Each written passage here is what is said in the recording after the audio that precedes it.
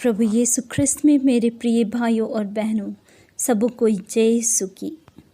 आज हम वर्ष के 7वें रविवार में हैं। आज के पाठ एक अच्छा इंसान होने के अलावा एक क्रिस्तीय होने का अर्थ क्या है, इस बारे में बताती है।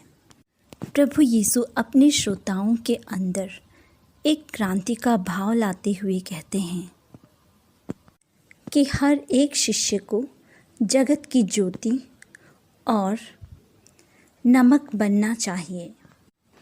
दुनिया दूसरों की कीमत पर व्यक्तियों की भलाई और विकास पर ध्यान केंद्रित करती है। दुनिया धन, अधिकार, शक्ति, पद आदि को महत्व देता है। दुनिया उन्हीं की प्रशंसा करती है और समाचार कवरेज भी देती है। लेकिन जो ईमानदार हैं और ईमानदारी पर कोई भी कवरेज नहीं होता है और ना ही दूसरों को क्षमा करने वालों के लिए कोई पुरस्कार देता है। लेकिन आज प्रभु यीशु मानवता की भलाई के लिए मूल्यवान होने की बात करते हैं। आज धर्म, क्षेत्र, भाषा, राजनीति, अर्थव्यवस्था, संस्कृति के आधार पर लोग एक दूसरे से लड़ रहे हैं, एक दूसरे पर अत्याचार कर रहे हैं। हम मानवीय मूल्य जैसे सहिष्णुता, नम्रता, क्षमा, एकता, बंधुत्व, ये सब पर ध्यान ना देकर भेदभाव, घृणा, हिंसा, युद्ध, आत्महत्या, नरसंहार पर ज़्यादा ध्यान दे रहे हैं। मानवीय जीवन का मूल्य बहुत ही छोटा हो गया है। आज प्रभु यीशु घृणा, द्वेष, हिंसा को छोड़कर जीवन को अपनाने के लिए हमें आमंत्रित करते हैं। यहीं पर यीशु आज बुनियादी सिद्धांतों के साथ आते हैं, जिनका पालन हम सभी को करना चाहिए। जबकि दुनिया इसे नरक के रूप में देखती है और अपनी स्वतंत्रता और अधिकार के लिए एक अवरोध मानती है। दुनिया कहती है कि अपने आप पर ध्यान केंद्रित करो, जबकि प्रभु यीशु कहती है कि दूसरों पर अपना ध्यान केंद्रित करो, ताकि हम एक प्रेम भरा समाज निर्माण कर सकें। आज का सुसमाचार संत लूकस अध्याय 6 दैनिक जीवन और इनकी गतिविधियों पर ज़्यादा महत्व देती है। उनका भला करो जो तुमसे नफरत करते हैं, उन लोगों को आशीर्वाद दो जो आपको शाप देते हैं। अगर कोई आपके गाल पर वार करे तो उन्हें दूसरा गाल भी दिखा दो। यीशु मांगने वालों को देने की बात करते हैं। हम आम तौर पर यह तर्क करते हैं कि भिखारी सभी आलसी होते हैं और उनमें से कुछ लोग धोखा भी देते हैं। खलील जिब्रान कहते हैं कि दो, क्योंकि तुम्हारे पास है और दूसरे के पास नहीं है। एक पेड़ किसी को अपनी फल तोड़ने से नहीं रोकता है, चाहे वह चोर हो या मालिक हो। इसलिए जिसके पास कुछ भी नहीं है, उसे अपने पास जो भी है उसे दे दो। हम में से अधिकांश के पास ज़रूरत से ज़्यादा बहुत कुछ है, लेकिन हमारे पास जो कुछ है और जो हमारे पास है उसे दूसरों के साथ बांटने में हम विफल हो रहे हैं। हमारे धन, संपत्ति या समय, दोस्ती या दयालुता, हमारे पास पर्याप्त अवसर है दूसरों के साथ बांटने के लिए, लेकिन हम इनकार करते हैं या दूसरों के साथ बांटने के लिए देरी करते हैं।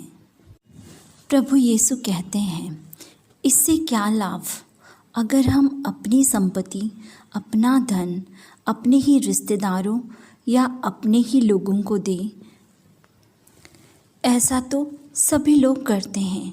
पापियों भी ऐसा ही करते हैं, चोर भी ऐसा ही करता है। वह लूटा हुआ धन अपने परिवार वालों के ऊपर खर्च करता है।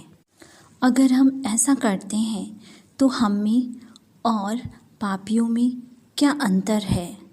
प्रभु यीशु कहते हैं, अपना धन उन्हें दो जिनसे वापस पाने की आशा नहीं हो। यहीं से पवित्रता की शुरुआत होती है। कई बार हम सोचते हैं कि हमारी पूजा पाठ, भक्ति हमारा ईसाई धर्म है। प्रिय भाइयों और बहनों, ये सिर्फ शुरुआत है। हमारा भक्ति हमें कार्य की ओर प्रेरित करना चाहिए। इसलिए प्रभु यीशु हमें एक स्वर्णिम नियम देते हैं, दूसरों के साथ वही करें जो आप चाहते हैं कि वे आपके साथ करें। यहाँ एक और नियम है, दूसरों के साथ वही करें जो दूसरे चाहते हैं कि आप उनसे करें। यह जीवन को दूसरे व्यक्ति के दृष्टिकोण से देखने की मांग करता है। प्रभु यीशु चाहते हैं कि हम समाज में सामान्य लोगों की तुलना में आगे बढ़ें, हमारी संकीर्ण मानसिकता को पार करें।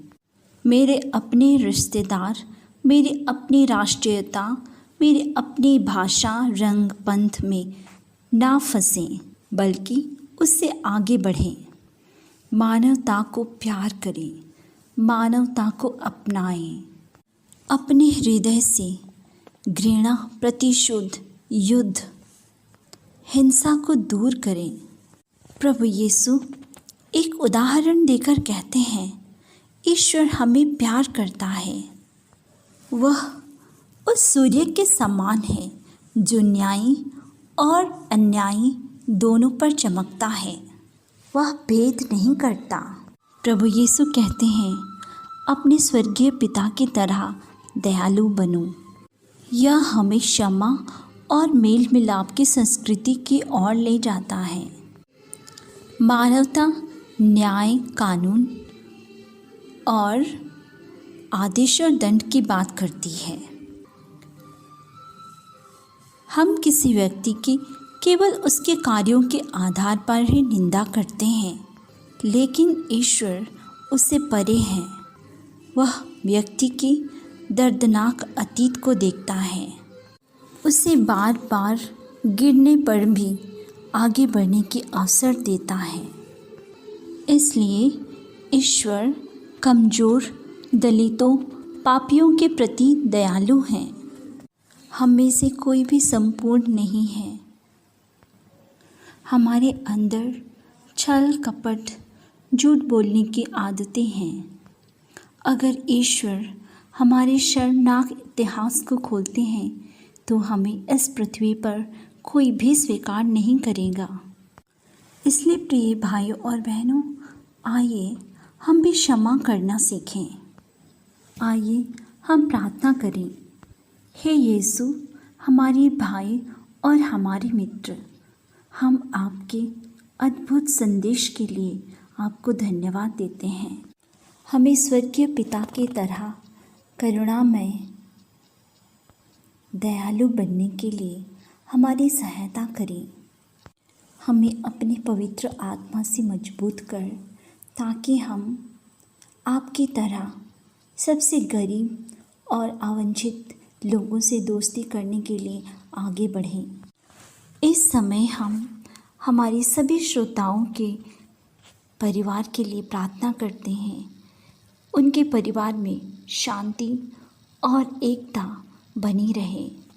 उनके परिवार में जो भी बीमार हैं, प्रभु उन्हें अपने हाथों से स्पर्श कर उन्हें चंगाई प्रदान कर, उन्हें सभी खतरों और मुसीबतों से रक्षा कर और उनके जीवन में सुख शांति भर दे। आमीन।